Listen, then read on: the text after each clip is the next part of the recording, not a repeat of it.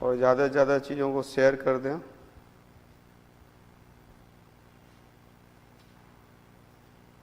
Link को share कीजिए, फटाफट शेयर कीजिए। आज हम लोग पलासी का युद्ध और बक्सर का युद्ध करेंगे। पलासी का युद्ध और बक्सर का युद्ध 25 क्वेश्चंस हैं। देखना है कि मैक्सिमम कितने जवाब आते हैं। चलिए, गुड मॉर्निंग आना शुरू हो गया। Good morning all.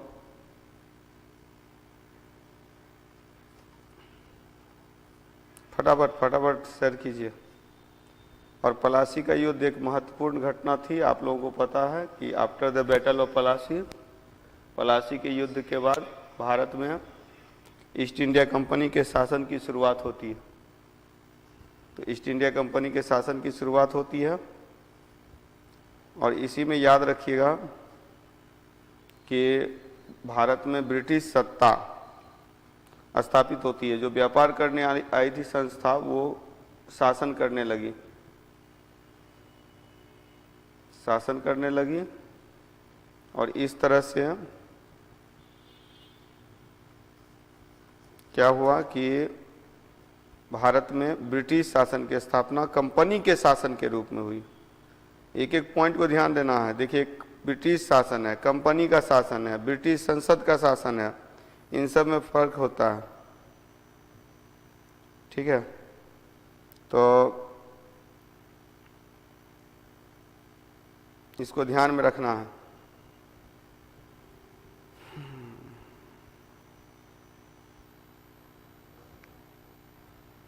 चलिए, तो स्टार्ट किया जाए।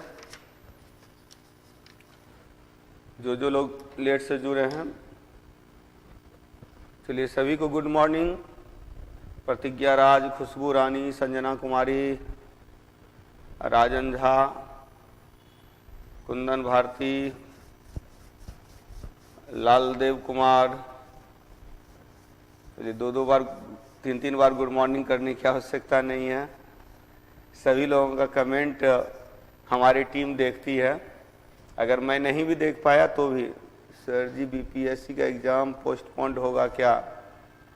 पोस्टपोन्ड हो या ना हो, आपको उस पर ध्यान नहीं देना है। आप 7 तारीख मान करके तैयारी कीजिए, 7th मान के तैयारी कीजिएगा तो उसका बेनिफिट ये होगा कि अगर देर होती है तो अच्छा है, और रिवीजन करने का अच्छा मौका मिलेगा। टेंशन क्या लेना है। फटाफट प्रीति कुमारी, रश्मि कुमारी, गुड मॉर्निंग सभी को। चलिए, तो फटाफट शेयर कीजिए। आप लोग अभी बहुत कम व्यूअर आए हैं, अपने ग्रुप्स में शेयर कर दीजिए। और थोड़ा जा करके बैक जाके थोड़ा लाइक भी मार दीजिए। ठीक है, हिस्ट्री में डेट याद नहीं रहता, तो हिस्ट्री में डेट याद करना भी नहीं है। आर्य स्टॉक्स, चलिए हिस्ट्री में डेट याद भी नहीं करना है। जो डेट आपके काम का है वो याद हो जाएगा। जैसे अभी हम लोग कर रहे हैं, पलासी का युद्ध कर रहे हैं तो 1757, बक्सर का युद्ध कर रहे हैं तो 1764। तो इतना ही याद रखना है, इससे ज़्यादा याद नहीं रखना है। रटने की जो प्रवृत्ति है उसको छोड़ दीजिए, रट करके एग्जाम नहीं निकलता है। ठीक है, तो इसको जो है फटाफट किया जाए। और एक चीज याद रखिएगा, हालांकि डेट की जब बात आती है तो कुछ डेट्स ऐसे होते हैं जो क्लास के स्तर पे ही आपको याद हो जाते हैं, तो आपको परेशान होने की आवश्यकता नहीं है। 23 जून 1757 पलासी का युद्ध, ठीक है। और 22-23 अक्टूबर बक्सर का युद्ध 2 दिन है, हालांकि ये तो नाम मात्र का युद्ध था। तो 22 अक्टूबर 23 अक्टूबर, 22-23 अक्टूबर 1764, अक्टूबर 1764, 1764। तो 2 युद्ध के बारे में हम लोग करेंगे, क्लियर। तो पहली बात तो याद रखेगा, we are studying modern India, हम लोग आधुनिक भारत पढ़ रहे हैं। And in modern India today section is, आज का जो सेक्शन है वो पलासी का युद्ध है और बक्सर का युद्ध है। दोनों युद्ध से, यानी यहाँ के घटनाक्रम से आप लोगों को पता है ईस्ट इंडिया कंपनी भारत आई व्यापार करने के लिए। 1600 में ईस्ट इंडिया कंपनी की स्थापना हुई थी, 31 दिसंबर 1600। इसके अंतर्गत कैप्टन हॉकिंस 1608 में भारत आया था। कंपनी की स्थापना हुई थी 1600 में। एक एक पॉइंट को दिमाग में बैठाते जाइए। ईस्ट इंडिया कंपनी की स्थापना 1600 में होती है। 1757 में ईस्ट इंडिया कंपनी के शासन की स्थापना होती है। ब्रिटिश संसद के शासन की स्थापना 1858 में होती है। और इसमें थोड़ा सा परिवर्तन आता है, क्राउन के प्रतिनिधि शासन करने लगते हैं 1935 में, और 1947 में हमें आज़ादी मिल जाती है। हालांकि इसमें एक चीज़ और याद रखिएगा, कंपनी के शासन का अंत हो जाता है 1858 में, लेकिन कंपनी का अंत नहीं होता है। कंपनी का अंत 1874 में होता है। और सब में डेट भी है, वो डेट क्लास के स्तर पे ही याद करवा दूंगा, रटने की आवश्यकता नहीं है। फरहत जबीन, खुशबू कुमारी, चलिए सभी लाइव हो चुके हैं और बहुत सारे लोग हैं, अभी तक लग रहा है जगह नहीं है, तो उनको जगाइए। नींद से जब तक जागेंगे नहीं तब तक सिलेक्शन कैसे होगा, तो फटाफट जगा दीजिए सारे लोगों को और ज़्यादा से ज़्यादा शेयर कीजिए। और एक बार बैक जा करके कम से कम लाइक मार करके फिर चैट पे आइए। 1600 ईस्वी में ईस्ट इंडिया कंपनी की स्थापना होती है 31 दिसंबर को। 1757 में 23 जून को पलासी का युद्ध हुआ, ईस्ट इंडिया कंपनी के शासन की शुरुआत हो जाती है। 1858 में 1 नवंबर को महारानी का घोषणा पत्र पढ़ा जाता है इलाहाबाद में कैनिंग के द्वारा, और ब्रिटिश शासन जो कंपनी के हाथ में था वहां से लेकर के ब्रिटिश संसद के हाथों में आ जाता है, ठीक है। और 1 जून 1874 को ईस्ट इंडिया कंपनी का अंत हो जाता है। 1874, देखिए फैक्ट्स हैं 1 जून। तो अब यहाँ पर ये 4 डेट भी आपके काम का है, चारों डेट को याद कर लीजिए। ईस्ट इंडिया कंपनी की स्थापना कब होती है? 31 दिसंबर 1600। और 23 जून 1757 को पलासी का युद्ध होता है, भारत में ईस्ट इंडिया कंपनी के शासन की स्थापना होती है। 1 नवंबर 1858 को कंपनी के हाथ से शासन अपने हाथ में ले लेती है ब्रिटिश संसद। और 1 जून 1874, 1 जून 1874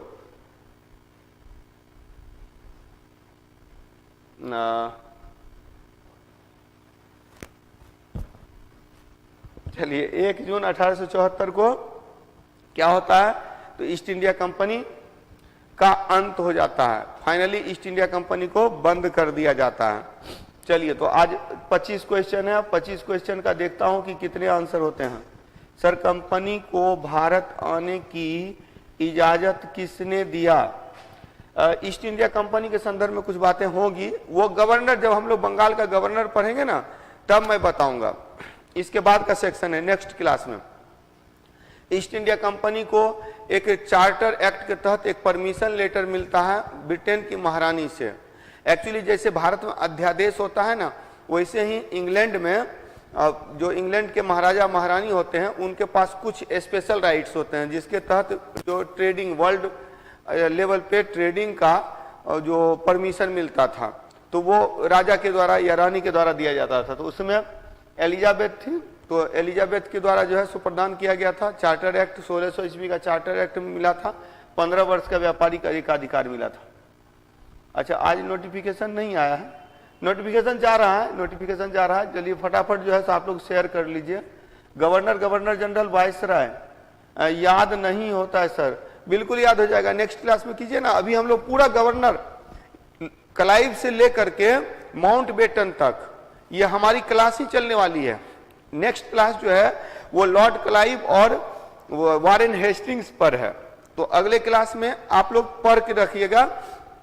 ईस्ट इंडिया कंपनी के शासन की स्थापना होती है तो कंपनी का जो गवर्नर, पहला का गवर्नर जो बना बंगाल का गवर्नर, पहला बंगाल का गवर्नर शासन के अधीन, पहले भी गवर्नर है, क्लाइव के पहले भी गवर्नर है, क्लाइव के पहले कलकत्ता का गवर्नर ड्रेक है। चलिए, ढेर सारे लोग जुड़ चुके हैं, चलिए तो फटाफट आगे बढ़ते हैं। सर, क्लास का नोटिफिकेशन नहीं आता है। नोटिफिकेशन नहीं आता है तो कहीं ना कहीं नोटिफिकेशन हो सकता है कि आपका ऑफ, आपने मोबाइल में सेटिंग गड़बड़ा दिया होगा। मोबाइल की सेटिंग में नोटिफिकेशन को बंद भी लोग करते हैं, तो कभी कभी आप लोग मोबाइल ठीक कराने जाते हैं तो वहाँ नोटिफिकेशन को बंद कर दिया जाता है, तो इसके कारण से भी नोटिफिकेशन नहीं मिलता है। हाँ, तो अच्छा, उसमें एक चीज और है कि जब आप लाइक करते हैं, सब्सक्राइब करते हैं, तो बेल आइकॉन बटन को भी दबा दीजिए, तो इससे आपको नोटिफिकेशन मिलता रहेगा। चलिए फटाफट स्टार्ट करते हैं हम लोग। तो हम लोग कहाँ थे? वी वेयर इन 1757, हम लोग 1757 में थे। तो पहले तो यही याद रखना है कि 1707 में औरंगजेब की मृत्यु के बाद मुगलों का पतन हुआ। जब मुगलों का पतन हुआ तो क्षेत्रीय शक्तियों का उदय हुआ।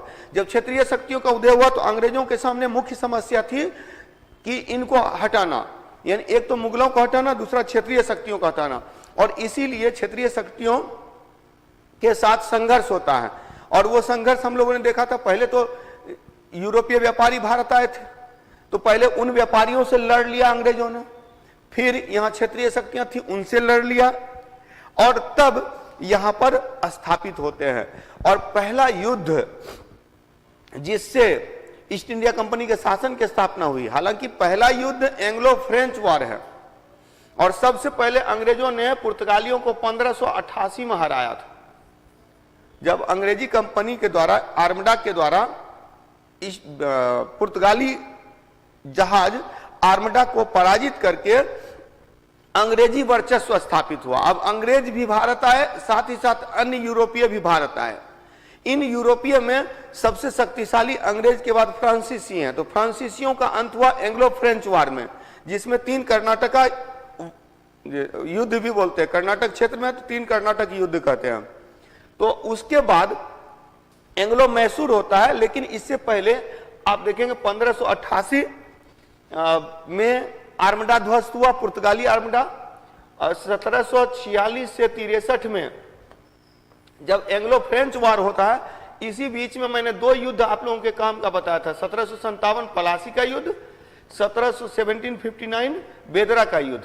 लेकिन बेदरा का युद्ध में डच पराजित होते हैं, बेदरा के युद्ध में डच पराजित होते हैं, तो ये डच से संबंधित है, यानी कि वो यूरोपीय व्यापारियों से संबंधित है। लेकिन हमारे काम का है प्लासी, 1757 में प्लासी का युद्ध हुआ, बैटल ऑफ प्लासी, 23 जून 1757, सबको याद हो गया होगा, 23 जून 1757 को प्लासी का युद्ध हुआ, और इसके बाद बक्सर का युद्ध हुआ। देखिए प्लासी का युद्ध तो एक ड्रामा था, क्योंकि अंग्रेजों ने इसका लाभ उठाया। तो याद रखेंगे घटनाक्रम किस प्रकार की है। पहली बात तो ये याद रखिएगा, इसको जानने से पहले आपके दिमाग में रहना चाहिए कि बंगाल का नवाब, बंगाल में स्वतंत्र शासन की स्थापना मुर्शीद कुली खां ने की थी, याद होगा, मैं बता चुका हूं। मुर्शीद कुली खां का उत्तराधिकारी था सुजाउद्दीन, मुर्शीद कुली खां का उत्तराधिकारी था सुजाउद्दीन। चलिए एट लास्ट सब लोग शेयर कर दीजिए ज्यादा से ज्यादा, क्योंकि अभी 10 मिनट के बाद आफ्टर 10 मिनट 25 क्वेश्चंस आपके सामने होंगे, और देखता हूं कि 25 में कितने आप सही कर पाते हैं। तो 25 में कितने आप लोगों को नंबर आते हैं वो देखना है। कई लोग जो है सो लेट से जुड़ते हैं, इसी कारण से थोड़ा सा मैं जो पहले जुड़ते हैं तो उनको थोड़ा इंट्रोडक्शन मैं दे रहा हूं कि घटनाक्रम क्या है। तो घटनाक्रम 2 है, एक क्या है, एक बंगाल का नवाब है, बंगाल का नवाब, और दूसरा घटना क्या है, 2 बातें याद रखेंगे। एक तो याद रखेंगे बंगाल के नवाब, बंगाल के नवाब, और दूसरा याद रखेंगे बंगाल के गवर्नर, बंगाल के गवर्नर। तो बंगाल के गवर्नर से रिलेटेड अगली क्लास भी है, अगली क्लास भी है।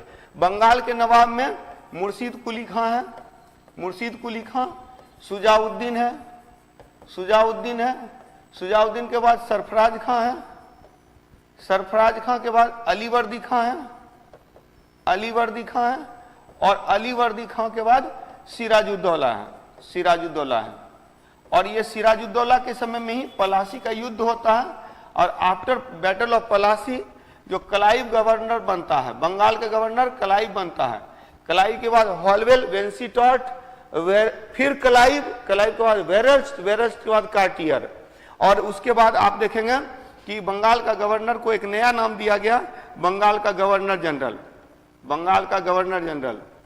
और बंगाल का गवर्नर जनरल में जो व्यक्ति है वो कौन है? Warren Hastings, Warren Hastings.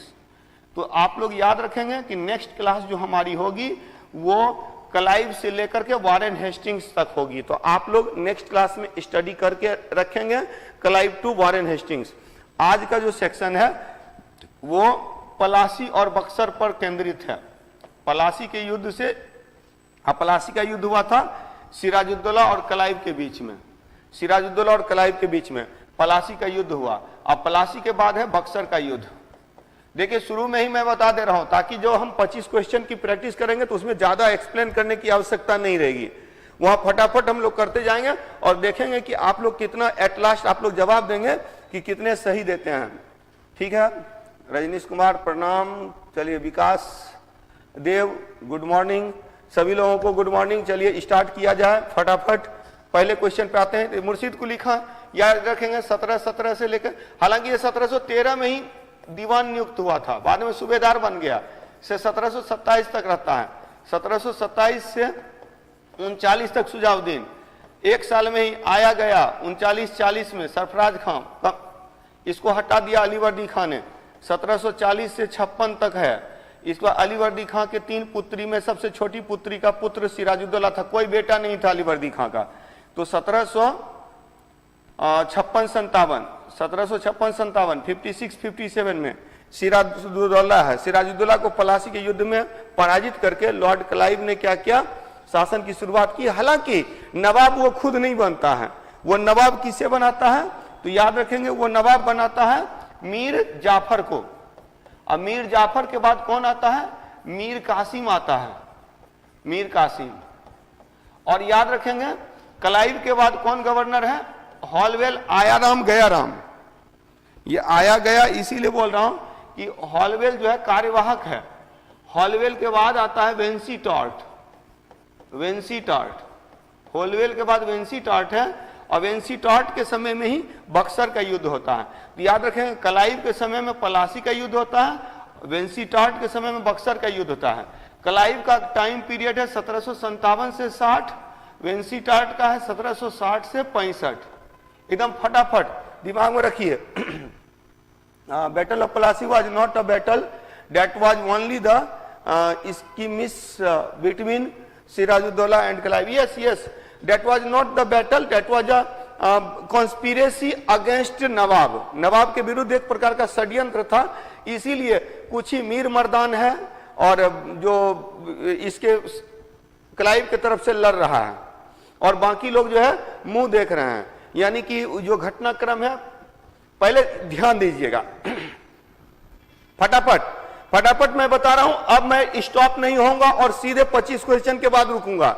तो दिमाग में बैठाइए, मुर्शीद कुली खां नवाब बना, मुर्शीद कुली खां के बाद सुजाउद्दीन उत्तराधिकारी हुआ, सरफराज खां अधिक योग्य नहीं था, इसको हटाकर इसके चाचा अलीवर्दी खां शासक बने, नवाब बने। अलीवर्दी खां ने पहली बार अंग्रेजों के खतरे को महसूस किया। इन्होंने अंग्रेजों को मधुमक्खी के छत्ते के समान कहा कि तो मधुमक्खी के छत्ते के समान कहा और कहा कि अगर इसको नहीं छेड़ा जाए, if we don't disturb Britishers, अंग्रेजों को डिस्टर्ब ना करें तो दे विल गिव हनी, वो शहद देंगे, और अगर छेड़ देंगे, डिस्टर्ब करेंगे तो वो काट खाएगा। तो ये जो है बाइट करेगा, ये अलीवर्दी खां ने कहा और यही छेड़ दिया सिराजुद्दौला ने। सिराजुद्दौला ने क्या किया? देखा कि अंग्रेज किलाबंदी कर रहे हैं कलकत्ता में, उस किलाबंदी का विरोध किया। तो ऐसे में क्या है कि अंग्रेज जो है माने नहीं, तो सिराजुद्दौला ने हमला कर दिया। और इस घटना का वर्णन हॉलवेल करता है 1757 में, 1756 में हॉलवेल करता है कि 1756 में क्या हुआ कि फोर्ट विलियम पर हमला कर दिया। किसने हमला कर दिया? सिराजुद्दौला ने। जब हमला होता है तो इसके बाद जो वहां का जो कैप्टन था, वहां का जो गवर्नर था ड्रेक के नेतृत्व में जो सेना थी, कुछ लोग जो थे वहां रह गए, मतलब कि चले गए, फुल्टा द्वीप पे चले गए और कुछ लोगों को पकड़ करके एक कोठरी में बंद कर दिया गया। हालांकि इस घटना का वर्णन हॉलवेल ही करता है, इस घटना का वर्णन जो उस समय का समकालीन इतिहासकार गुलाम हुसैन है वो नहीं करता है। इसको काल कोठरी की घटना कहा गया। 146 आदमी को एक छोटे से कमरे में बंद कर दिया गया, जिसमें मात्र 23 आदमी जीवित बचे थे। इसके बाद घटना की जानकारी लेने के लिए देखिए, याद रखेंगे कि ईस्ट इंडिया कंपनी के शासन की स्थापना के पहले ईस्ट इंडिया कंपनी का जो मुख्यालय था वो मद्रास में था। ईस्ट इंडिया कंपनी का मुख्यालय मद्रास में था। तो मद्रास से घटना की जानकारी लेने के लिए भेजा जाता है दो व्यक्ति को, क्लाइव को और वाटसन को। तो क्लाइव और वाटसन को बंगाल भेजा जाता है। वो लोग यहाँ आते हैं, एक अलीनगर की संधि होती है, अलीनगर की संधि होती है, और इन्होंने देखा कि हमारी स्थिति कमजोर है, ज्यादा कुछ नहीं करना है, वापस आने का आदेश मिला था। लेकिन इसी बीच क्लाइव को पता चला कि अलीवर्दी खां का कोई बेटा नहीं था, उनकी 3 बेटियां थी, और सबसे छोटी बेटी का बेटा था सिराजुद्दौला, जिसको नवाब बना दिया गया था। तो इससे बाकी जो दामाद थे वो नाराज थे, और जो वहां सिराजुद्दौला के against Sirajuddaula there was a conspiracy, एक षड्यंत्र चल रहा था। Everyone wanted to be the nawab, सब लोग नवाब बनना चाहते थे, जिसमें सबसे पहला नाम मीर जाफर का आता है। इसको सपोर्ट कर रहा है जो कलकत्ता का बैंकर है जगत सेठ, इसको सपोर्ट कर रहा है प्रभारी अधिकारी, कलकत्ता का प्रभारी अधिकारी मानिक चंद, तो इसको सपोर्ट कर रहे हैं सेनापति तो मीर जाफर, तो नहीं, मीर जाफर तो है ही, मीर जाफर के अलावा एक और सेनापति है वो भी सपोर्ट कर रहे हैं। तो ऐसे में क्या हुआ कि लॉर्ड क्लाइव ने साजिश में शामिल होने का निर्णय लिया। हालांकि अगर ये युद्ध हार जाता तो क्लाइव के ऊपर कोर्ट मार्शल हो जाता, उसके ऊपर कार्रवाई होती, लेकिन ये क्लाइव की सूझबूझ थी, उसने फैसला किया कि वो भाग लेगा। और एट लास्ट क्या होता है, प्लासी के युद्ध में जीत के बाद, after the victory of Plassey, battle of Plassey, rule of East India Company was established in Bengal, Bengal में ईस्ट इंडिया कंपनी के शासन की स्थापना हुई। और इसके बाद क्या होता है, हॉलवेल आता है, हॉलवेल के बाद फिर वेंसीटाट आता है। तो वेंसीटाट जब आया तो उसने देखा कि मीर जाफर को समझ में आ गया, बाद में मीर जाफर को अपनी गलती का एहसास हुआ कि गलत लोगों के साथ संधि कर दी, दैट ट्रीटी वाज रॉन्ग। तो उसने क्या किया कि रिफॉर्म शुरू किया। और ऐसे में क्या हुआ कि वेंसीटाट ने मीर जाफर को हटाकर मीर कासिम को गद्दी पर बैठाया। That was called the revolution of, इसको कहते हैं रिवॉल्यूशन ऑफ बंगाल, बंगाल की क्रांति कहते हैं। बंगाल की क्रांति के तहत क्या हुआ कि मीर जाफर की जगह पर मीर कासिम को गद्दी पर बैठाया गया। लेकिन मीर कासिम के साथ में गठबंधन कर लिया था अंग्रेजों ने, ट्रीटी कर लिया था, समझौता कर लिया था। लेकिन बाद में मीर कासिम को भी एहसास होता है गलती हो गई, अब वो भी सुधार करना चाहता है। उसने कलकत्ता के जगह पर राजधानी बनाया मुंगेर को, मुंगेर में सेना का गठन करना शुरू किया। तब ऐसे में मुनरो को भेजा जाता है। मुनरो के नेतृत्व में 1764 में बक्सर का युद्ध होता है।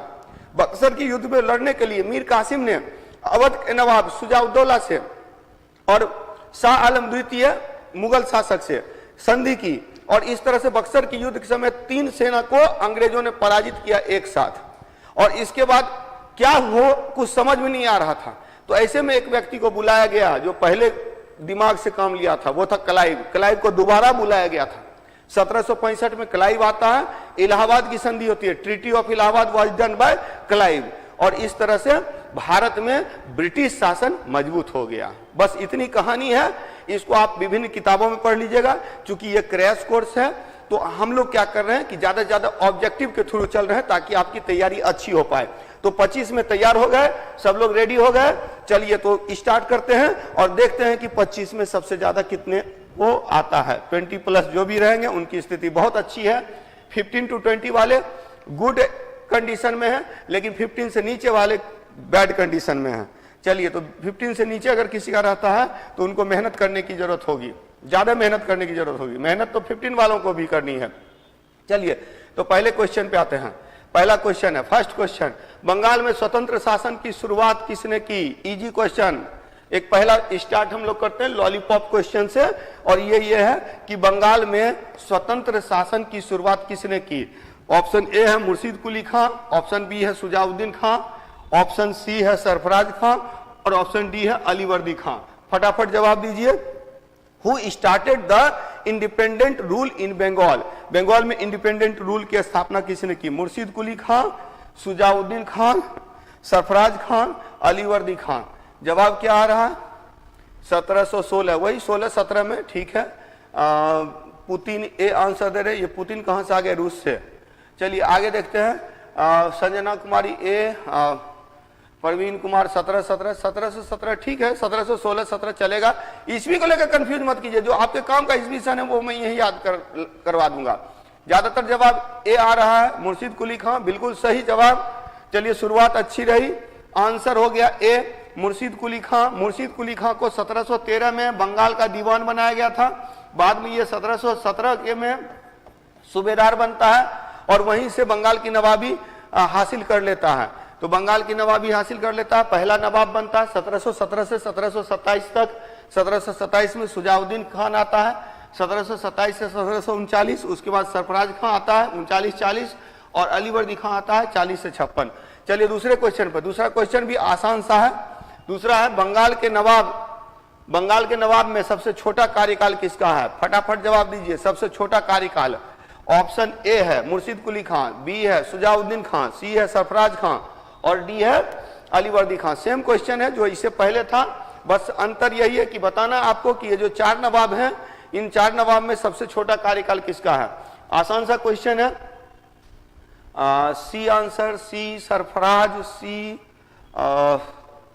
चलिए ज्यादातर जो आंसर आ रहा है वो सी आ रहा है, तो आप लोग सी आंसर कर रहे हैं।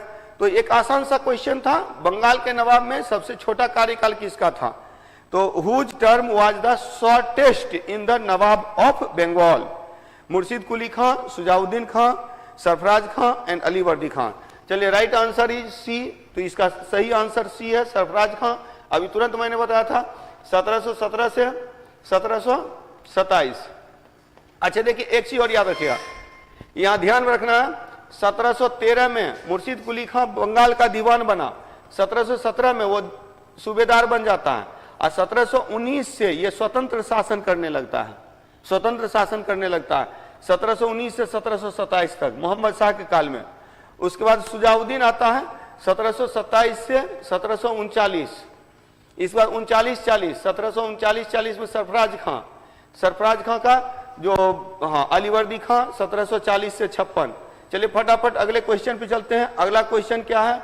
Next question, question number 3। Question number 3 है बंगाल के किस नवाब ने अंग्रेजों को मधुमक्खी के छत्ते के समान कहा? जो शुरू में आए हैं एक्सप्लेनेशन सुन लिया है, उनको पता होगा। सही जवाब दीजिए। ऑप्शन में सेम वही है, मुर्शिद कुली खां, सुजाउद्दीन खां, सरफराज खां, अलीवर्दी खां। फटाफट जवाब दीजिए। ए पुतिन, ये कहां से आप जवाब दे रहे हैं? रसिया से जवाब दे रहे हैं ए। चलिए शशिकांत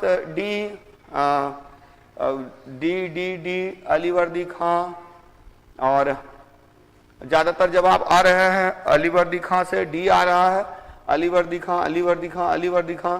आप लोगों की स्थिति मजबूत हो गई है। फटाफट 2 आंसर आपने सही दे दिया है।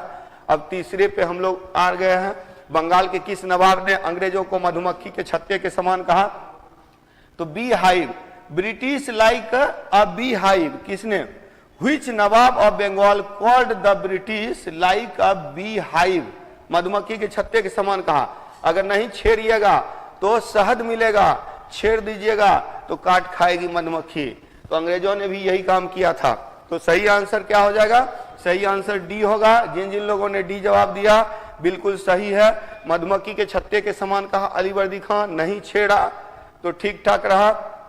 अगले क्वेश्चन पर आइए। क्वेश्चन नंबर 4, बंगाल के किस नवाब ने ब्रिटिश व्यापारिक केंद्र के किलेबंदी का विरोध किया? फटाफट जवाब दीजिए। अंग्रेजी कंपनी पहले व्यापार करने आई तो उन्होंने बालासोर और हुगली में कंपनी स्थापित किया, फैक्ट्री स्थापित किया। इस फैक्ट्री में जो हुगली में जो फैक्ट्री था, यानी कलकत्ता में फोर्ट विलियम की स्थापना की गई थी। फोर्ट विलियम, और इस फोर्ट विलियम की किलेबंदी कर रहे थे। फोर्टिफिकेशन हो रहा था, फोर्टिफिकेशन। इस फोर्टिफिकेशन का मतलब, तो इससे लगा, नवाब को लगा कि वो अपनी स्थिति मजबूत कर रहा है, हमको चुनौती देगा, तो विरोध किया। किसने विरोध किया? ऑप्शन ए है मुर्शिद कुली खां, बी है सुजाउद्दीन, सी है सरफराज खां और डी है अलीवर्दी खां।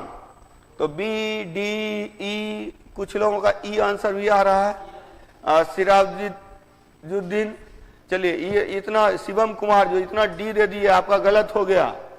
चलिए ठीक है, तो सही जवाब क्या होगा? अभी तुरंत मैंने बताया था कि बंगाल के किस नवाब ने ब्रिटिश व्यापारिक केंद्र की किलेबंदी का विरोध किया? अलीवर्दी खान ने विरोध नहीं किया था, इसने कहा था मधुमक्खी के छत्ते के समान है, नहीं छेड़ा जाए तो शहद मिलेगा। Beehive not disturb then honey, disturb then bite, तो काट लेगा, ये अलीवर्दी खान ने कहा था। So the correct answer will be E, इसका सही आंसर ई होगा, क्योंकि इसका आंसर होगा सिराजुद्दौला, सिराजुद्दौला होगा। तो जिन जिन लोगों ने ई आंसर दिया उनका सही है, तो ढेर सारे लोगों का गलत हो गया है। चलिए अगले क्वेश्चन चलते हैं। क्वेश्चन नंबर 5, पलासी का युद्ध कब हुआ? अब ये फिर लॉलीपॉप क्वेश्चन, ये तो फटाफट जवाब देंगे, जवाब देंगे। पलासी का युद्ध कब हुआ? 1717, 1757, 1760, 1764। When did the Battle of Plassey take place? 1717, 1757, 1760 and 1764। फटाफट जवाब दीजिए, तो लॉलीपॉप क्वेश्चन है, सारे लोग सही जवाब देंगे, मैक्सिमम लोगों की आवाज का आंसर आ रहा है। अच्छा, इसी में एक क्वेश्चन आप लोगों के लिए कमेंट करेंगे, हालांकि मैक्सिमम लोग सही आंसर दे रहे हैं। तो डेट कौन सा था? डेट मैंने स्टार्ट में बताया था, बता दीजिए पलासी के युद्ध का तारीख क्या थी? तारीख क्या थी? मैक्सिमम लोग भी आंसर दे रहे हैं, बिल्कुल सही जवाब है कि 1757 में। अब डेट बता दीजिए, डेट बता दीजिए। प्रियंका कुमारी 23 जून, पूजा कुमारी 23 जून। अच्छा, साउंड प्रॉब्लम आ रही है, साउंड प्रॉब्लम, एक मिनट।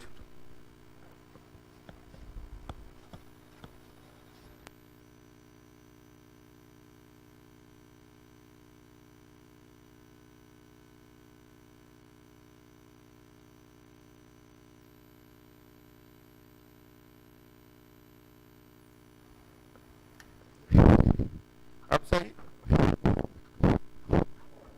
आवाज आ रही है? आवाज आ रही है? अब आवाज सही है? अब ठीक हो गया। 1 जून 1757।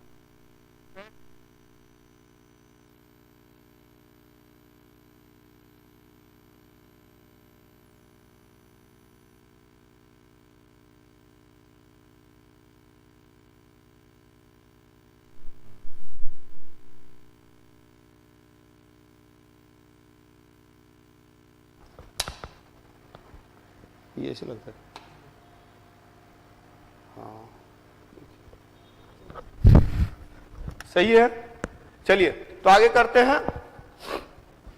पलासी का युद्ध कब हुआ? तो 1757 में। और आप लोगों को क्वेश्चन पूछा था कब हुआ था? 23 जून को हुआ था, 23 जून 1757, 23 जून 1757 को। अगले प्रश्न पे आते हैं। अगला क्वेश्चन, क्वेश्चन नंबर 6 है। क्वेश्चन नंबर 6, काल कोठरी की घटना का वर्णन किसके द्वारा किया गया है? ये भी आसान सा सवाल है, इसका जवाब मैंने पहले ही दे दिया है और पिछले क्लास में भी डिस्कशन हुई है। गुलाम हुसैन, हॉलवेल, सिराजुद्दौला और रॉबर्ट क्लाइव। काल कोठरी की घटना, तो by whom was the incident of dungeon, यहां पर ब्लैक हॉल ट्रेजेडी कह सकते हैं, black hole tragedy, tragedy. Who explain black hole tragedy? Black hole tragedy का वर्णन किसने किया था? चलिए सही जवाब क्या आ रहा है? B, Holwell, Holwell, Holwell.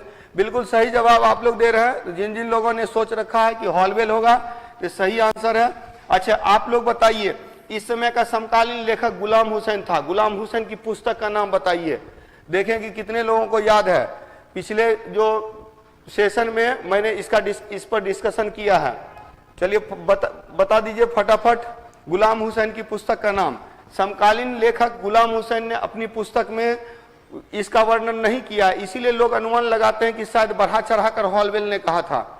किसी को याद है गुलाम हुसैन की पुस्तक का नाम? गुलाम हुसैन की पुस्तक का नाम है सियार उल मुतखैरीन, सियार उल मुतखैरीन, सियार उल मुतखैरीन। ये जो पुस्तक है, that book was written by Ghulam Hussain and contemporary writer, और इन्होंने सियार उल मुतखरीन में इन्होंने इसका वर्णन नहीं किया है, इस घटना का वर्णन नहीं किया। तो सही आंसर हो जाएगा बी, हॉलवेल। अगले क्वेश्चन पे चलते हैं। नेक्स्ट क्वेश्चन, काल कोठरी की घटना से पूर्व कलकत्ता का गवर्नर कौन था? अब ये भी मैंने बताया था, अभी एक्सप्लेन करने के क्रम में, स्टार्ट में जो लेट से आते हैं उन लोगों को थोड़ी समस्या होगी।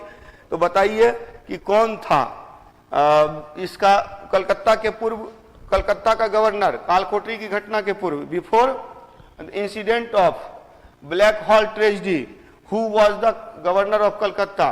कलकत्ता का गवर्नर कौन था? तो Malcolm, Holwell, Drake, Robert Clive. दीजिए सही जवाब। D D D D D D D. एक कोई दे रहे हैं मौसम सी, बाकी डी डी डी।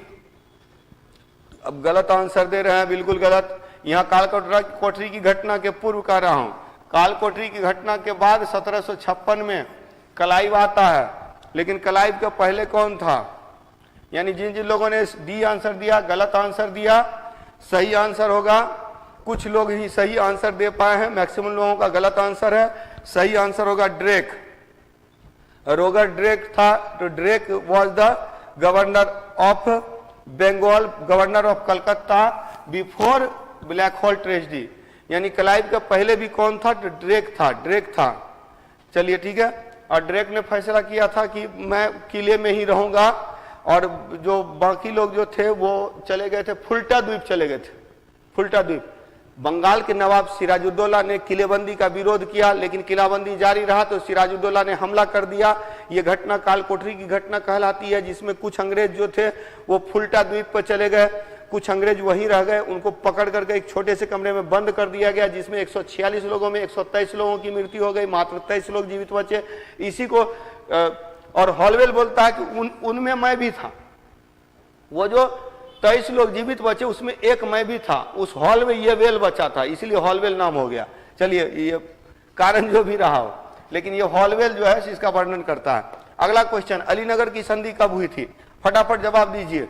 अलीनगर की संधि मैं बता दे रहा हूं, क्लाइव आया था भारत, क्लाइव आया था, और क्लाइव के साथ में तो अलीनगर की संधि सिराजुद्दौला और अंग्रेजों के बीच में चलिए फटाफट जवाब दीजिए। तो 1740, 1750, 1756, 1757। When was the treaty of Alinagar done? तो ट्रीटी ऑफ अलीनगर 1740, 1750, 1756, 1757। देखिए कि सही आंसर क्या है। तो ए कुछ लोग दे रहे हैं, सी, कुछ डी भी, राजन कुमार डी दे रहे हैं, और पुतिन साहब सही जवाब दे रहे हैं 1756। चलिए, तो सही आंसर क्या हो गया? 1756। 1756 में मैंने शुरू में ही बताया था, क्लाइव जब आया, क्लाइव और वाटसन आया यहाँ पर जायजा लेने के लिए, उसने अंग्रेज नवाब के साथ में संधि की, अलीनगर की संधि 1756। और कलकत्ता का पहले नाम एक अलीनगर भी है, अलीनगर भी है। चलिए अगला क्वेश्चन, पलासी के युद्ध के समय कलकत्ता का प्रभारी अधिकारी कौन था? कलकत्ता का प्रभारी अधिकारी मैंने बताया था कि बंगाल में, बंगाल के नवाब सिराजुद्दौला के विरुद्ध षड्यंत्र हो रहा था। उस षड्यंत्र में मानिक चंद, रायदुर्लभ, जगत सेठ, मीर जाफर ने भाग लिया था। और इसी में देखिएगा, इसी में क्लाइव भी शामिल हो जाता है। तो ये चारों में से कौन था कलकत्ता का प्रभारी अधिकारी? Who was the officer in charge of Calcutta during the battle of Plassey? चलिए आंसर दीजिए, सही सही आंसर। चंदन कुमार डी दे रहे हैं, परवीन कुमार मानिक चंद, नीतीश कुमार सी दे रहे हैं, मनीष कुमार झा डी दे रहे हैं। बहुत लोगों का डी आंसर आ रहा है। मीर जाफर मुख्य सेनापति था, यह सेनापति था, यह जो है मीर जाफर नहीं था कलकत्ता का प्रभारी अधिकारी। जगत सेठ बैंकर था, रायदुर्लभ भी, ये भी सेनापति है। तो अब जो है सो सही आंसर क्या हो जाएगा?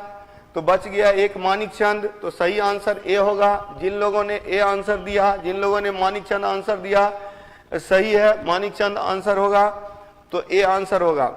चलिए अगले क्वेश्चन पे आते हैं, क्वेश्चन नंबर 10। पलासी के युद्ध के समय मीर जाफर था। मीर जाफर क्या था? तो अब ये क्वेश्चन थोड़ा सा घुमाया हुआ है। सेनापति तो मैंने बता दिया, लेकिन सेनापति को क्या बोला जाता था। चलिए, तो ये 4 है। बैंकर है, कलकत्ता का प्रभारी है, जमींदार है, अमीर बख्शी है। अच्छा, राय दुर्लभ जो था वो जमींदार था, और उसके अलावा 1-2 और है। राय दुर्लभ जमींदार था। चलिए, तो यहाँ पर जवाब दीजिए। अभी तुरंत मैंने बताया, सही आंसर आप लोगों का आना चाहिए। ये डी कैसे आंसर दे रहे हैं? सुबोध कुमार दास ए दे रहे हैं। क्या? अलीनगर की जो संधि हुई थी 1756 में हुई थी, 1756 में। अच्छा, 2 जनवरी 1757। तो अलीनगर की संधि जो है, ट्रीटी ऑफ अलीनगर 1756 में ही होती है।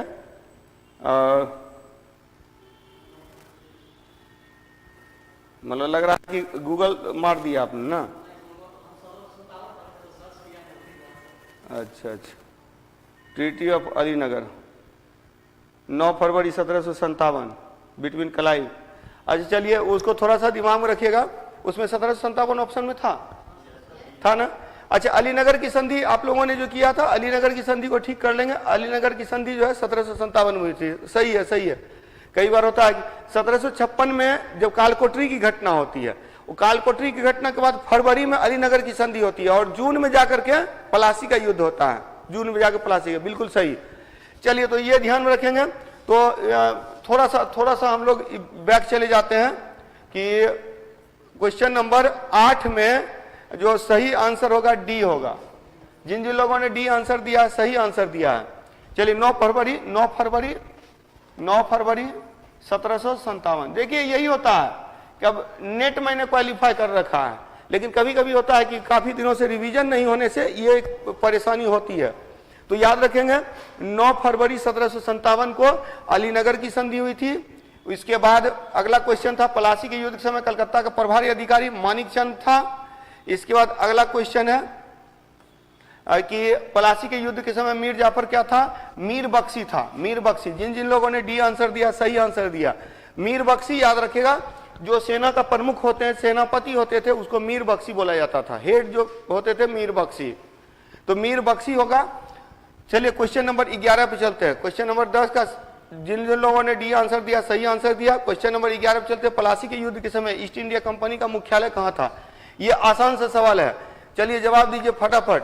यह मैं बोल रहा हूं कि where was the head quarter of East India company during the battle of Plassey? तो पलासी के युद्ध के समय ईस्ट इंडिया कंपनी का मुख्यालय कहाँ था? ऑप्शन ए में है कलकत्ता, ऑप्शन बी में मद्रास, ऑप्शन सी में है बंबई, ऑप्शन डी में है पांडिचेरी। फटाफट जवाब दीजिए। तो कलकत्ता, मद्रास, बंबई, पांडिचेरी। तो आंसर क्या हो जाएगा? तो ज्यादातर लोगों का आंसर क्या आ रहा है? कुछ लोग ए भी दे रहे हैं। कैसे दे रहे हैं? बी, डी कैसे होगा? पांडिचेरी। पांडिचेरी तो फ्रांसीसी कंपनी का, फ्रेंच कंपनी का मुख्यालय पांडिचेरी था। चलिए, जिन लोगों ने बी आंसर दिया है, मद्रास आंसर दिया है, सही आंसर दिया है। मैंने बताया भी था कि पलासी के युद्ध के पहले कहाँ था?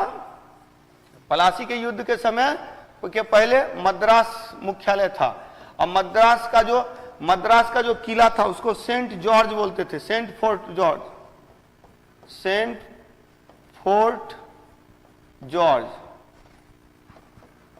जॉर्ज, ये थोड़ा याद रखेंगे। Saint Fort George.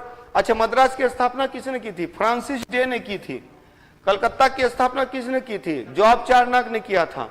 और मुंबई की स्थापना किसने की थी? गैरोल्ड अंगियार ने किया था। ये 3 पॉइंट हमेशा याद रखें। Fort Saint George, Fort William. तो फोर्ट विलियम की स्थापना जो है बाद में। चलिए, फटाफट अगले क्वेश्चन पे आइए। Question number 12। कालकोटरी की जानकारी व जांच के लिए कंपनी के मुख्यालय से किसे भेजा गया था? देखिए, कालकोटरी की जानकारी और जांच के लिए who was sent from companies headquarter information and investigation of black hole tragedy. कौन? तो Holwell, Robert Clive, Watson, Drake तो गवर्नर था कलकत्ता का। आंसर नहीं होगा। चलिए, कुछ लोग दे रहे हैं ए, बी, बी और सी, वाटसन, ई। चलिए आप लोग आंसर दीजिए, फटाफट आंसर दीजिए। कलकत्ता कालकोटरी की घटना की जानकारी और जांच के लिए कंपनी के मुख्यालय से किसे भेजा गया था? अब देखिए कुछ लोगों का सही आंसर आने लगा है और ज्यादातर लोग गलत आंसर दे रहे हैं। इसका सही आंसर होगा ई। जिन जिन लोगों ने ई दिया सही आंसर है, क्योंकि वाटसन और क्लाइव को, इन दो लोगों को भेजा गया था, वाटसन और रॉबर्ट क्लाइव। तो जिन जिन लोगों ने ई आंसर दिया सही आंसर दिया। अगले क्वेश्चन पे चलते हैं, क्वेश्चन नंबर 13। 1760 की बंगाल की क्रांति का क्या अर्थ है? What do you mean by revolution of Bengal, revolution of 1760? 1760 की क्रांति का क्या अर्थ है?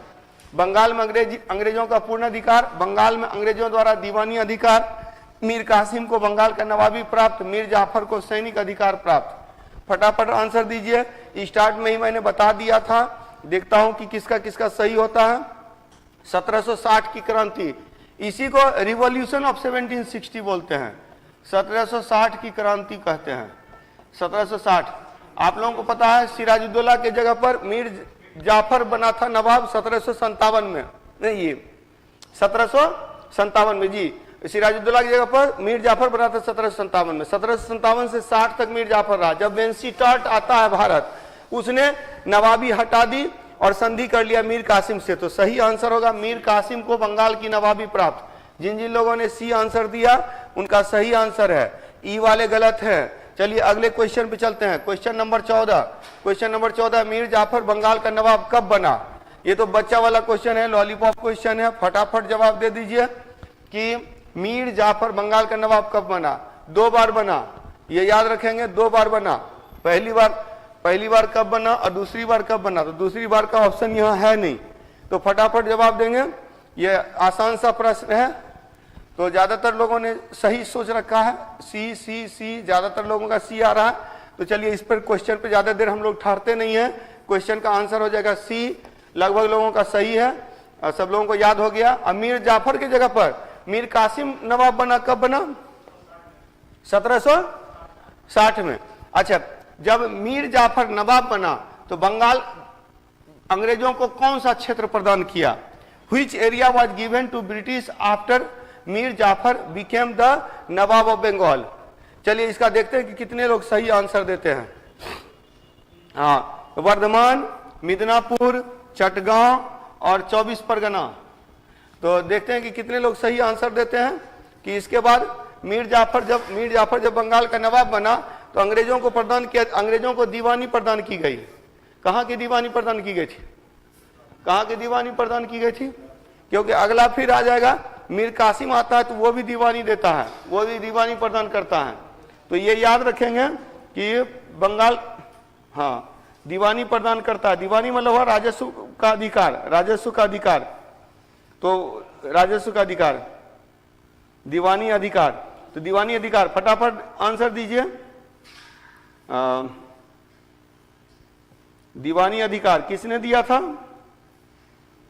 किसने दिया था? मीर जाफर ने दिया था। और किसको दिया था? अंग्रेजों को दिया था। कब दिया था? 1757 में। फटाफट उत्तर दीजिए कि राजस्व वसूली का अधिकार 1757 में, पलासी के युद्ध के बाद जब जीत लिया तो कहां का? अच्छा, उस समय, उससे पहले एक एक क्वेश्चन आप लोग को दूंगा, बताऊंगा कि वो क्वेश्चन आप लोग को जवाब देना है कि सही जवाब क्या होगा। वो हम लोग ये कर लेते हैं, देखते हैं कि कितने लोगों का सही जवाब आया है। सही जवाब आया है, चलिए तो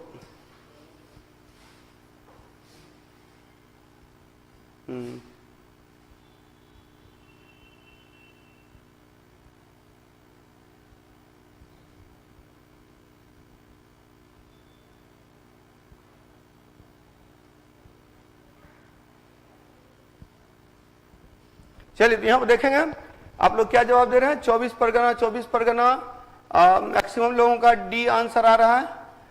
दीवानी ऑफ इलाहाबाद 24 परगना। तो पहली बात तो ये याद रखिएगा, डी डी ई जिन जिन लोगों ने ई आंसर दिया है सही आंसर है। याद रखें, वर्धमान, मिदनापुर और चटगांव की दीवानी प्राप्त होती है, और 24 परगना की जो दीवानी प्रदान करता है वो। तो अगले क्वेश्चन पे चलते हैं। तो क्वेश्चन 15 का जिन लोगों ने ई आंसर दिया है सही आंसर दिया है। अगले पे चलते हैं 16 नंबर पे। मीर कासिम ने बंगाल की नवाबी प्राप्त करके अंग्रेजों को कौन सा क्षेत्र प्रदान किया है? तो ये वाला आप लोगों के लिए आसान हो जाएगा, ठीक है, ये आप लोगों के लिए आसान हो जाएगा। चलिए इसका आंसर दीजिए, फटाफट आंसर दीजिए। तो सेम ऑप्शन है, अब मीर जाफर की जगह पर मीर कासिम हो जाता है, तो इसका आंसर तो आप लोग सही दे देंगे। ज्यादातर लोगों का डी आंसर आ रहा है। चलिए तो इसका सही आंसर हो जाएगा डी, 24 परगना। 24 परगना प्राप्त हुआ। जब मीर जाफर के साथ में संधि हुई तो 3 क्षेत्र मिलता है, 3 क्षेत्र की दीवानी मिलती है, और उसके बाद जब मीर कासिम आता है तो 24 परगना मिलता है, 24 परगना मिलता है। तो 3 क्षेत्र की दीवानी मिलती है, वर्धमान, मिदनापुर और चटगांव की दीवानी देता है मीर जाफर, और मीर कासिम जो देता है 24 परगना की दीवानी देता है। तो इसका जो सही आंसर होगा डी होगा। अगले क्वेश्चन पाइए, पलासी के युद्ध के समय सिराजुद्दौला के पक्ष में किसने युद्ध किया? इसको थोड़ा सा आप लोग देख लेते हैं। तो किसने युद्ध किया? ऑप्शन में है राय दुर्लभ, राजवल्लभ, मीर मर्दान और मोहन सिंह, या मीर सदन मोहन सिंह। तो who fought on the side of Sirajuddaulah in the battle of Plassey? ज्यादातर लोगों का गलत आंसर आने जा रहा है, मैं पहले से बता दे रहा हूं, ठीक है। ठीक है, चलिए तो इसको थोड़ा सा देख लीजिए। क्वेश्चन है, पलासी के युद्ध में सिराजुद्दौला के पक्ष में किसने युद्ध किया था? किसने युद्ध किया था? पलासी के युद्ध के में सिराजुद्दौला के पक्ष में सिराजुद्दौला की तरफ से कौन लड़ा था? फटाफट जवाब दीजिए, ज्यादातर लोगों का गलत आंसर आएगा ये, हाँ मैं पहले बता दे रहा हूं। चलिए ठीक है, राय दुर्लभ तो विरोध में था, राजवल्लभ भी विरोध में है।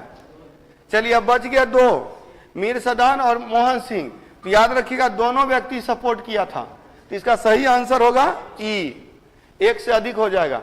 तो मोहन सिंह और मीर मर्दान ये 2 लोग जो थे ये लड़ रहे थे सिराजुद्दौला के पक्ष में, बाकी लोग इसके विरोध में लड़ रहे थे। क्लियर? तो मीर मर्दान और मोहन सिंह दोनों होगा, आंसर हो जाएगा ई। जिन जिन लोगों ने ई आंसर दिया सही आंसर दिया। चलिए अगले क्वेश्चन पे आते हैं। मीर जाफर का नवाब बनने के बाद मतभेद किनके साथ रहा? किसके साथ मतभेद रहा? बिहार का जमींदार था जिसके साथ में मतभेद रहा, और इसी मतभेद के चलते बाद में क्या हुआ कि वो जो जमींदार है, वो जमींदार लोग क्या थे? अंग्रेजों के ओर से जमींदार बनते थे, तो इसीलिए अंग्रेजों ने उसको सपोर्ट किया। तो इसका सही आंसर क्या होगा? ऑप्शन है दीवान राय दुर्लभ, राज रामनारायण, मीरन और मीर कासिम। मीरन जो था ये याद रखिएगा मीर जाफर का पुत्र है मीरन। तो यहां पर सही आंसर क्या हो जाएगा? ई, ए, डी, सब अलग अलग जवाब दे रहे हैं, ज्यादातर लोगों का गलत जवाब आ रहा है मीरन। चलिए इसका जो जवाब होगा, ये क्वेश्चन है, इसका जवाब होगा राजा राम नारायण। तो जो लोग राजा राम नारायण उत्तर दे रहे हैं उनका सही है। राजा राम नारायण के साथ में उसके अच्छे संबंध नहीं रहे, जिसके कारण से बाद में मीर जाफर को हटा दिया गया। चलिए अगले क्वेश्चन पर, अंग्रेजों ने मीर कासिम, सिराजुद्दौला और शाह आलम द्वितीय की संयुक्त सेना को पराजित किया था। ये आसान सा क्वेश्चन है, ये पहले भी चर्चा हो चुकी है। पलासी, बेदरा, बांडीबास, बक्सर। अच्छा ये चारों का ईस्वी सन आप लोग को रटा चुका हूं। 1757 में पलासी हुआ था, 1759 में बेदरा हुआ था, 1760 में वांडीवास हुआ था, 1764 में बक्सर हुआ था। चलिए इसका सही जवाब दीजिए, किस युद्ध में? तो बक्सर सही जवाब है आप लोग का। आसान सा सवाल था, बक्सर के युद्ध में। तो 19 का आंसर हो गया डी। जिन जिन लोगों ने डी आंसर दिया सही आंसर है। 20 पे आइए, फटाफट आगे बढ़ते हैं। मीर कासिम ने किस स्थान पर अपनी राजधानी स्थापित कर सेना का पुनर्गठन किया था? यह भी आसान सा क्वेश्चन है, याद रखिएगा। मुर्शिदाबाद पहले राजधानी थी, बंगाल की राजधानी मुर्शिदाबाद थी नवाबों के समय में। जो नवाबी थी ना, तो नवाब जो थे मुर्शिद कुली खां से लेकर सिराजुद्दौला तक, उस समय मुर्शिदाबाद राजधानी थी। और हुगली में व्यापारी कंपनी का स्थापना किया था। कलकत्ता को बसाया था जॉब चार्नक ने शहर के रूप में। और 3 शहर था, सूतीनाता, कालिकाता और गोविंदपुर। ये तीनों को मिलाकर जॉब चार्नक ने तीनों को मिलाकर 1698 में 1698 में जॉब चार्नक ने कलकत्ता की स्थापना की थी। चलिए, तो इसका सही आंसर मैक्सिमम लोग डी दे रहे हैं। सही आंसर डी है, मुंगेर। मुंगेर में मीर कासिम ने मुंगेर में अपनी राजधानी बनाया था, मतलब कलकत्ता से दूर बनाया था, वहां सेना का गठन कर रहा था। अगले क्वेश्चन पाइए, अंग्रेजों और बंगाल अवध मुगल की संयुक्त सेना के मध्य बक्सर का युद्ध कब हुआ? डेट भी मैंने अभी बता दिया था, स्टार्ट में बताया था। जो लोग शुरू से हैं उनको पता होगा, फटाफट जवाब दीजिए। तो 10 जनवरी 1761, 10 जनवरी 1761 को पानीपत का तीसरा युद्ध हुआ था। 23 जून 1757 पलासी का युद्ध हुआ था। और तो सही जवाब क्या हो जाएगा? तो मैक्सिमम लोगों का सही जवाब आ रहा है, सी जवाब हो जाएगा। तो 22 और 23 अक्टूबर 1764 को बक्सर का युद्ध हुआ। जिन जिन लोगों ने सी आंसर दिया है, सही आंसर दिया है कि जो बक्सर का युद्ध कब हुआ, तो 22-23 अक्टूबर। अब तो दिमाग में बैठ गया होगा, पलासी का युद्ध 23 जून 1757, बक्सर का युद्ध 22-23 अक्टूबर 1764। चलिए अगले क्वेश्चन पे आते हैं। क्वेश्चन नंबर 22, बक्सर के युद्ध में अंग्रेजी सेना का नेतृत्व किसने किया था? और इसी समय पहली बार सिपाही विद्रोह इसी समय होता है। कुछ लोगों ने नवाब के ऊपर आक्रमण करने से, नवाब के ऊपर गोली चलाने से इनकार कर दिया था। तो बक्सर के युद्ध में अंग्रेजी सेना का नेतृत्व कौन कर रहा था? Who led the English army in the battle of Buxar? दीजिए, फटाफट जवाब दीजिए। ऑप्शन ए में है मुनरो, बी में रीड, सी में क्लाइव और डी में हेस्टिंग्स। आसान सा सवाल। चलिए, मैक्सिमम लोगों का सही आंसर आ रहा है, आंसर है ए, हेक्टर मुनरो। अगले क्वेश्चन पे जाते हैं। क्वेश्चन नंबर 23, अंग्रेजों ने 1765 में इलाहाबाद की संधि किसके साथ किया? देखते हैं कौन कौन सही जवाब देते हैं। इलाहाबाद की संधि, ट्रीटी ऑफ इलाहाबाद 1765, 1765 में इलाहाबाद की संधि हुई थी। इलाहाबाद है, उसको ठीक कर लीजिएगा, इलाहाबाद, ट्रीटी ऑफ इलाहाबाद 1765। मैंने बताया था इसके लिए क्लाइव फिर से आया था। क्लाइव का दूसरा कार्यकाल शुरू होता है 1765 से 67, 65 से 67। मैक्सिमम लोग, बहुत लोग ई आंसर दे रहे हैं। ई कैसे आंसर दे रहे हैं? ई नहीं होगा? हाँ, बिल्कुल। अच्छा, ई सही जवाब है। चलिए, ई आंसर होगा। ई आंसर कैसे होगा मैं बता दे रहा हूं कि मुगल के साथ भी हुआ था और अवध के साथ भी हुआ था। अवध के शुजा-उद-दौला के साथ, शुजा-उद-दौला और शाह आलम द्वितीय दोनों के साथ ट्रीटी हुई थी। शाह आलम द्वितीय। एक मजेदार चीज बता रहा हूं कि जैसे कि मुझे ए से कोई कलम, कोई चीज लेनी है और बी, वहां पर बी भी दूसरा व्यक्ति है, तो मैंने क्या किया, ए से वो चीज खुद नहीं लिया, ए से बी को दिलवा दिया, बी से खुद ले लिया। तो कुछ इसी तरह की घटना थी इलाहाबाद की संधि। इलाहाबाद और करा का क्षेत्र जो अवध के अंडर में था वो दिलवा दिया मुगलों को, और मुगल से संधि करके वो ले लिया अपने पास। तो ये मजेदार ट्रीटी थी। चलिए, तो 23 के बाद 24 नंबर पे आते हैं। मात्र 2 क्वेश्चन और है। इलाहाबाद की संधि के बाद कौन सा क्षेत्र प्राप्त हुआ? अंग्रेजों को कौन सा क्षेत्र प्राप्त हुआ? तो देखते हैं, फटाफट जवाब दीजिए इसका आंसर। इसके बाद मात्र 1 क्वेश्चन है और फिर देखेंगे कि किनका कितना जवाब सही हुआ। तो इलाहाबाद की संधि के बाद अंग्रेजों को कौन सा क्षेत्र प्राप्त हुआ? ए है करा, बी है इलाहाबाद, सी है बदायूं और डी में है कानपुर। ये भी अभी जवाब तुरंत मिल गया था। तो ज्यादातर लोगों का ये बिहारी मैथमेटिक्स ए कैसे दे रहे हैं? ए गलत आंसर है।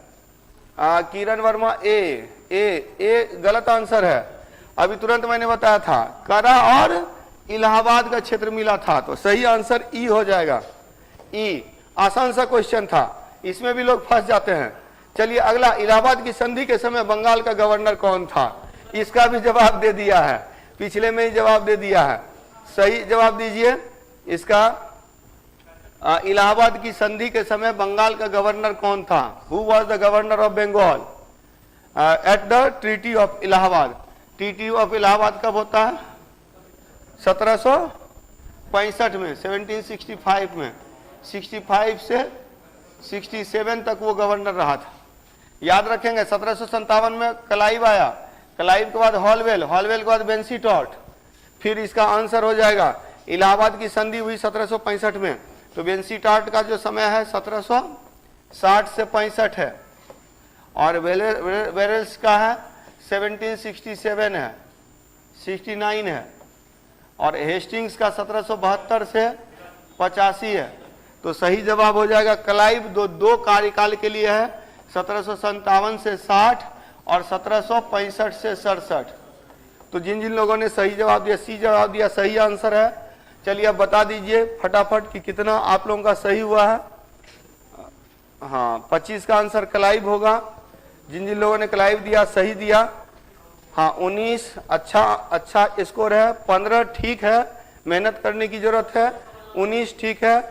तो जिनका जिनका जो है मोर देन 15 आ रहे हैं, गुड कंडीशन में, मोर देन 20 आ रहा है, वो एक्सेलेंट पोजीशन में है। चलिए, तो हाँ 19, 23 वाले तो वो तो रिजल्ट दे रहे हैं इस बार। चलिए आगे देखते हैं। नेक्स्ट क्लास में हम लोग पढ़ेंगे क्लाइव और Warren Hastings, Clive to Warren Hastings 24।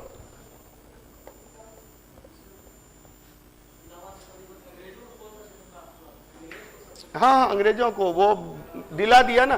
दोनों ट्रीटी है ना, इलाहाबाद का दोनों ट्रीटी है, पहला अवध के साथ, दूसरा मुगल के बाद, उसके बाद की बात है ना बोल रहे हैं, तो उसके बाद तो मिला ही ना, इसीलिए। चलिए सही है। चलिए नेक्स्ट क्लास के लिए आप लोग याद रखिएगा कि नेक्स्ट जो सेशन होगा उसमें हम लोग करेंगे क्लाइव से लेकर के, क्लाइव से वॉरेन हेस्टिंग्स। 25 क्वेश्चन बन चुका है, 25 क्वेश्चन बन चुका है, और देखते हैं कि कितने लोग 25 में 25 लाते हैं। तो ये दोनों को आप लोग पढ़ लीजिएगा। चलिए इतना ही रखते हैं, धन्यवाद।